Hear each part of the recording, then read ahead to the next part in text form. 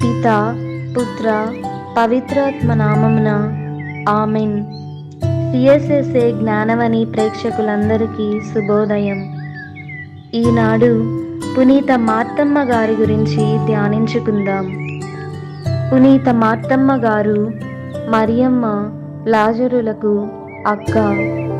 మనందరికీ తెలిసిన విధంగా ఈమె గృహ కార్యక్రమాలు క్రమం ప్రకారం నిర్వహించేది.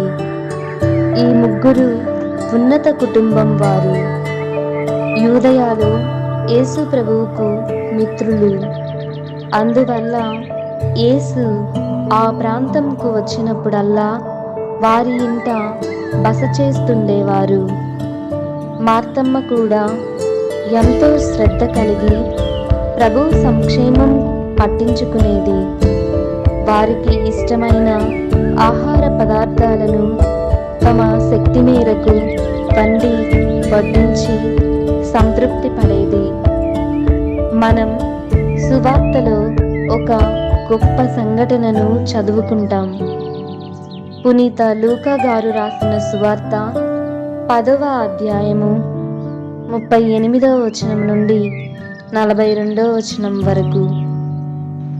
మరియమ్మ ప్రభువు వాక్యాన్ని వింటూ మననం చేసుకుంటూ ప్రభువు పాదాల వద్ద సేవ చేసుకుంటున్న సమయంలో మార్తమ్మ పెక్కు పనులలో సతమతమగుచు యేసు ప్రభువు వద్దకు వచ్చి, ప్రభు, నా సహోదరి పనులన్నీ నాపై వదిలి మీ చెంత కూర్చొని ఉండుట మీరు గమనించుటలేదా?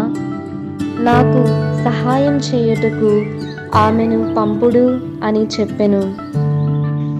యేసు, మార్తమ్మ, మార్తమ్మ, నీవు ఎన్నో పనులను గూర్చి విచారించుచు ఆతురత పడుచున్నావు, కానీ అవసరమైనది ఒక్కటే.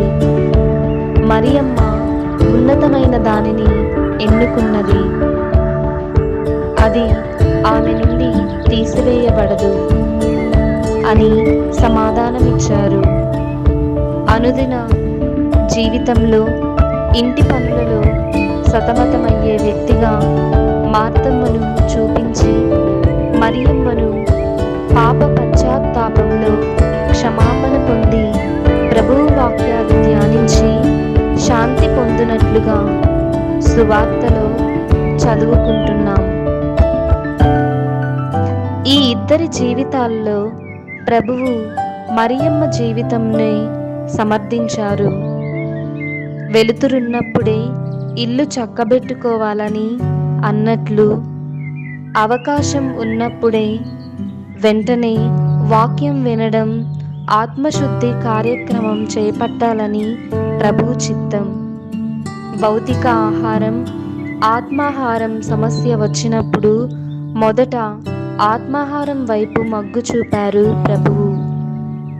కనుక ప్రియ సహోదరి సహోదరులారా, మన అనుదిన జీవితంలో మనం కూడా మరియమ్మ వలె మెలకువ కలిగి ఉత్తమమైన దానిని ఎంచుకుంటూ ఆ ప్రభువుకు సాక్షిభూతమైన జీవితంను జీవించుదాం. ఆమెన్. పిత, పుత్ర, పవిత్రాత్మ నామమున ఆమెన్.